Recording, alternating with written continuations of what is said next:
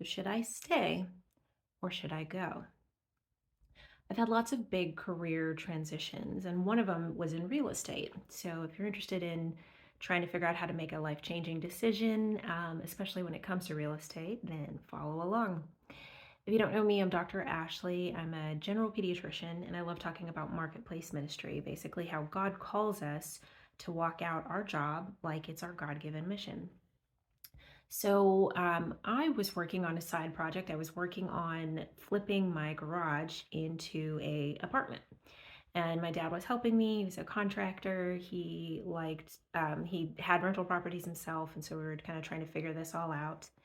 And unfortunately, in the middle of that, my dad passed away. So it clearly kind of messed up my side plans. But more than that, it kind of really rearranged my life.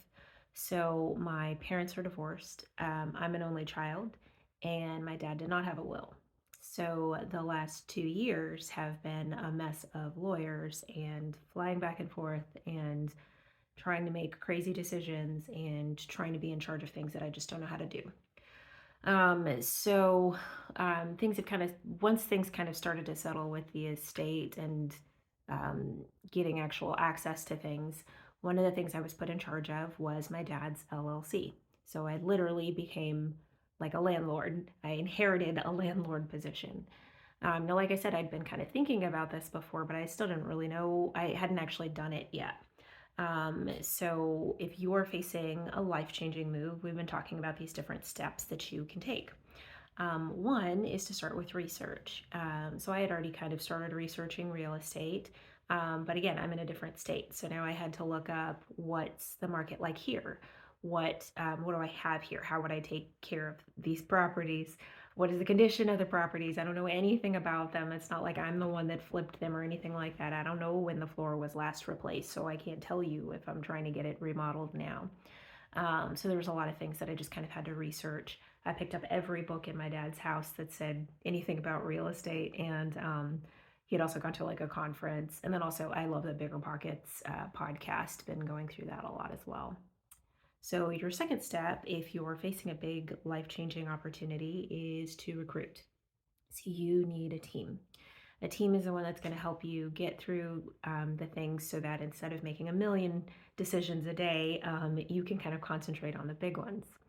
Now, unlike me, my dad actually had 7 brothers and sisters, and so that really was my saving grace in this particular problem. They are the ones who are watching properties and picking up rent and getting things fixed and getting remodeling done, getting what's it called, landscaping done. They really have just been a godsend that I wouldn't have been able to do it if I didn't have the help. And instead of me drowning in trying to figure out how to do all of that from another state, it really gave me the freedom to be able to think more big picture about everything. So the third step is reflect. So you need time. Do not make life altering, big changing career decisions in a day, especially if you don't have to. And so what I specifically said was I told all the renters we have 1 year.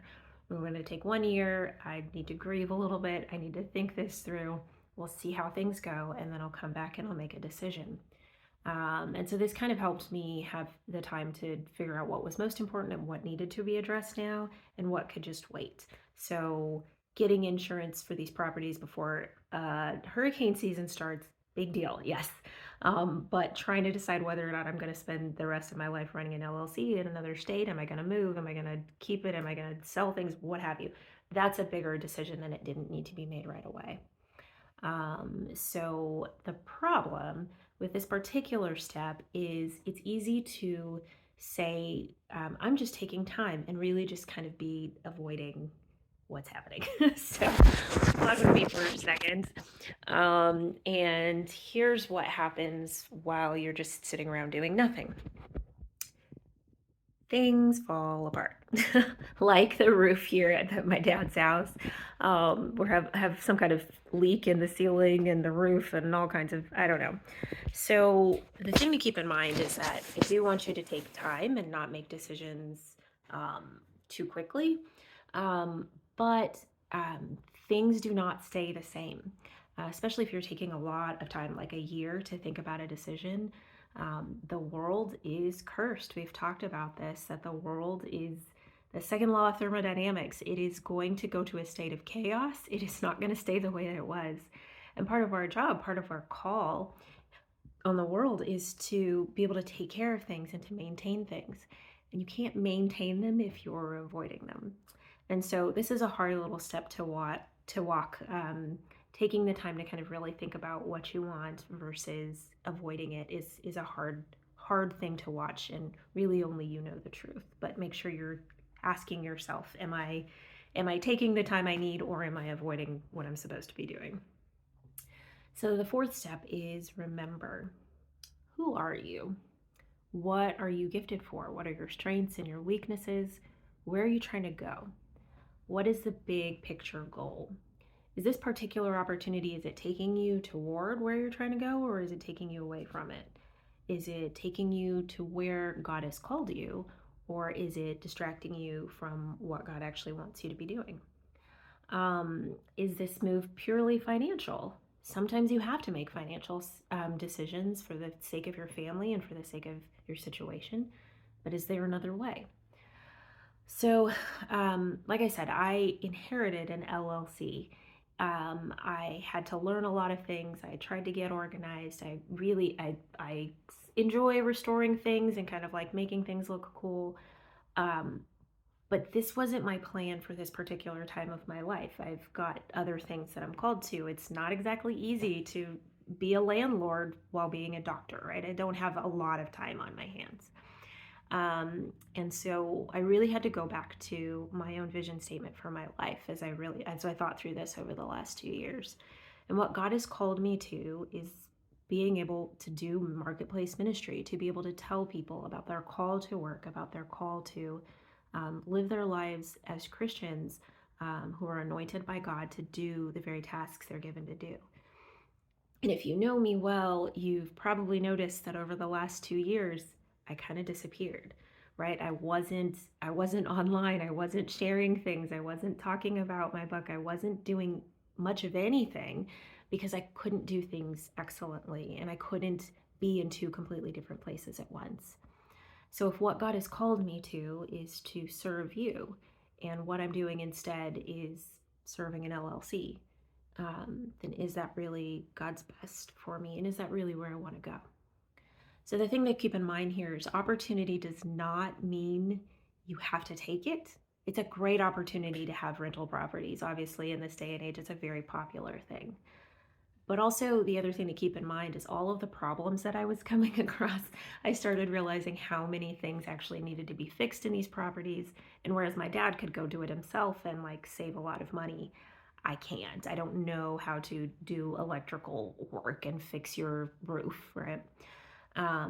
So the other thing to keep in mind is problems don't mean you should run away. So what is it that's right in front of you? Are you looking at a business opportunity? Are you looking at a education opportunity, a big career move? Or what do you have to think about? Do you have to think about family? Do you have to think about opportunity? And again, come back to what is your vision statement for life? If you don't have one, I've got a handout for one. You can kind of click the link below. But it helps you, like I said, when you're facing really big opportunities, either really big setbacks or really big opportunities to grow, it helps you kind of focus in on, was this where I was trying to go? And sometimes big opportunities will come that weren't where you're trying to go and are a good move to make. But it's helpful to know if they fit within your overall vision statement or not. For me, medical missions was an awesome opportunity, and it did fit within my vision statement because I got to teach people about how to do medicine as their mission field on a literal mission trip. So anyway, really think about what your vision statement is and how this particular opportunity fits within it. There's a lot of variables to think about as well. So the last step that I always come to is prayer. I take all of the information. I take all the things that I want and all the things that I'm afraid of, and I just hand them to God and say, God, where do you see me going? Is this an opportunity, or is this a problem? And does it need to be addressed and fixed, or does it need to be let go of? And And I think the main reason that it's great to take it to God in prayer is that He listens and He reminds me the truth. He reminds me that half of what I'm thinking about and afraid of is just lies, things that are never going to happen, and problems that are never going to arise. He reminds me who I am. And more than that, He reminds me who He has called me to be. So, who has God called you to be? And if you're still struggling with making a career decision, still trying to figure out exactly where God has called you and how that fits and how His mission fits in with yours, you can definitely check out my book. It's down in the link below, In Between the Lines of Faith and Work, and it helps go through my journey of whether or not I was going to stay in medicine. So anyway, I hope that helps you. If you're facing a big decision and need more guidance, definitely reach out to me. But otherwise, I hope you have a great day.